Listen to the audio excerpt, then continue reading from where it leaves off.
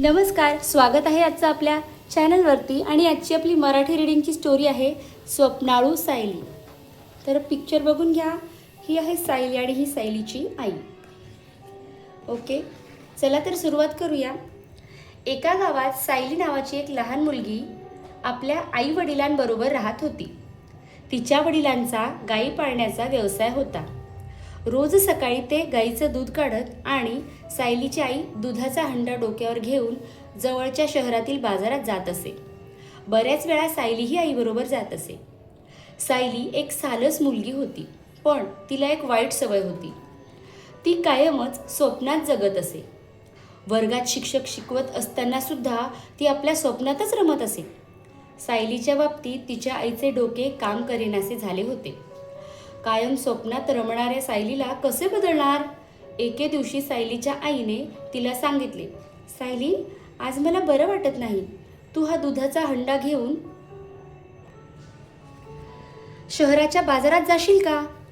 या कामाबद्दल दूध विकून आलेले निम्मे पैसे मी तुला देईन. काहीही काळजी करू नकोस, तू सांगितल्याप्रमाणेच मी करेन. सायलीने आनंदाने होकार दिला. डोक्यावर दुधाचा हंडा घेऊन ती बाजाराला निघाली. वाटेत स्वप्न बघत थांबू नकोस, दूध विकून लगेच घरी परत ये, सायलीच्या आईने सूचना दिली. थोडेसे अंतर गेली नसेल तोच सायलीने स्वप्न रंगवायला सुरुवात केली. आज मला मिळणाऱ्या पैशातून मी थोडी राखाडी अंडी विकत घेईन आणि ती अंडी गल्लीतल्या दुकानदाराला विकून अधिक पैसे मिळवेन. मग त्या पैशातून मी 2 कोंबड्या विकत घेईन. कोंबड्यांनी दिलेली अंडी विकून मी गावातील सर्वात श्रीमंत मुलगी बनेन.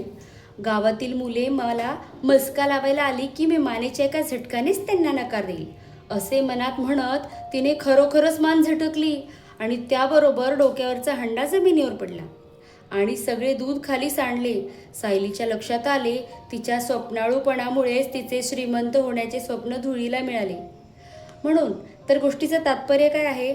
दिवा स्वप्न बघणे कधीही घातकच ठरते.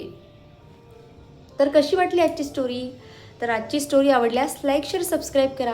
थँक्यू. Thanks for watching.